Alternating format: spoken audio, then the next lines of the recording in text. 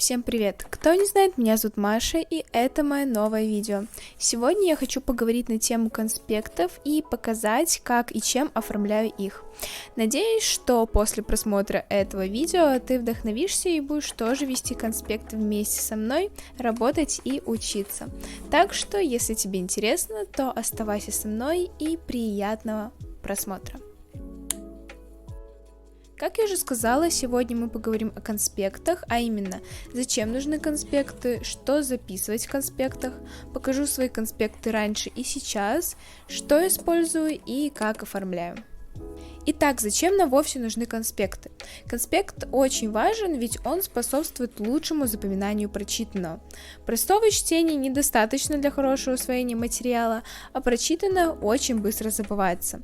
Когда мы составляем конспект, мы включаем не только зрительную память, как при чтении, но и двигательную. Благодаря составлению конспекта материал надолго удерживается в памяти.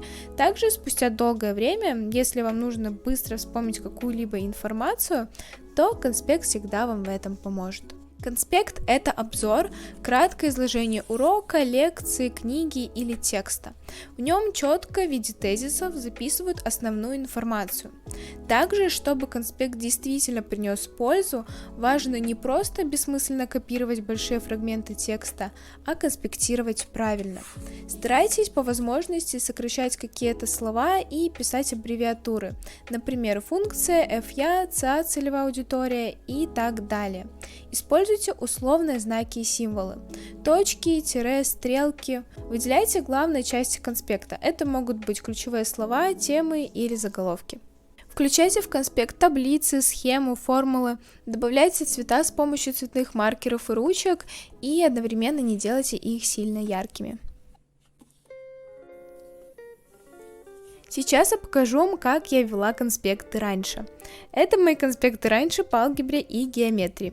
Что мне здесь не нравится, так это огромный и броский текст.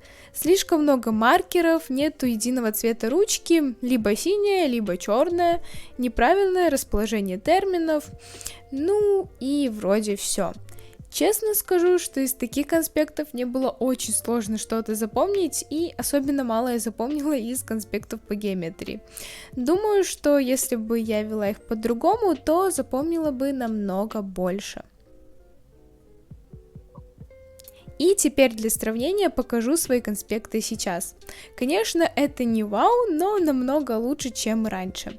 Я немного уменьшила почерк, стала больше времени уделять оформлению, оставила 1-2 цвета, чтобы не было сильно ярко. Кстати, я начала вести конспект 2-3 месяца назад, так что для этого не нужны годы тренировок, и этому может обучиться каждый.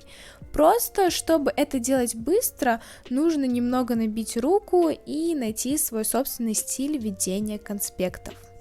Я прекрасно понимаю, что сейчас мои конспекты это далеко не идеал и есть куда стремиться, поэтому расскажу вам, что я хочу изменить в своем ведении конспектов. Первое – это опробовать разные стили и методы ведения. Я нашла очень много интересных методов, которые помогут сделать конспекты лучше, проще и понятнее. Первый метод вот так называется, я его долго не могла выговорить, поэтому оставлю его просто здесь. Главная идея – это разделить страницу на 3 части, 2 колонки и отдельную секцию внизу. В узкую колонку слева записывают термины, ключевые слова, основная колонка служит для определений, а секущая внизу – краткое изложение или основные тезисы. В этой части должны быть кратко описаны важные концепты, лучше своими словами. Схематический метод – это когда вся структура записей должна представлять собой список с несколькими уровнями вложенности. Также есть еще метод Mind Card, который заключается в визуальном представлении информации в виде такой схемы. И метод предложений, когда мы делаем обычное конспектирование, но каждое новое предложение начинается с новой строки и нумеруется. Теперь я покажу, что использую для ведения конспектов. Для заголовков использую вот такой брашпен от фирмы Unipin, если я не ошибаюсь, если я правильно прочитала. От других ручек он отличается тем, что наконечник у него в виде кисточки. Также от этой же фирмы использую ручку 0,3 мм. Обе ручки черного цвета и служат мне довольно долго, так что всем их советую. Еще одна ручка на 0,4 мм. Заказывала ее на AliExpress, ссылку я оставлю в описании. И последняя черная ручка в моем арсенале, которую использую для написания текстов, так как стержень у нее самый тонкий из всех. Теперь маркеры. Первый маркер от фирмы Sonet, точно не помню, так как покупала его давно. Это акварельный маркер, который имеет маркер поменьше с одной стороны и маркер в виде кисточки с другой. Не сказала бы, что он действительно хороший, так как кисточки этих маркеров со временем становятся непригодными, но зато он не просвечивает. Еще есть голубая ручка для обозначения каких-либо знаков и условных обозначений. И сейчас мы с вами оформим одну тему для конспекта по английскому. Итак, для начала я беру черную ручку 0,3 мм и пишу первое слово заголовка большими, длинными, но тонкими буквами. Здесь старайтесь сделать буквы уже и тоньше. Затем беру акварельный маркер и пишу уже буквами потолще. Также маркером я выделяю слово и все той же ручкой дописываю заголовок. Просто пишу маленькие буквы посередине, соединяя их вместе. И начинаю конспектировать.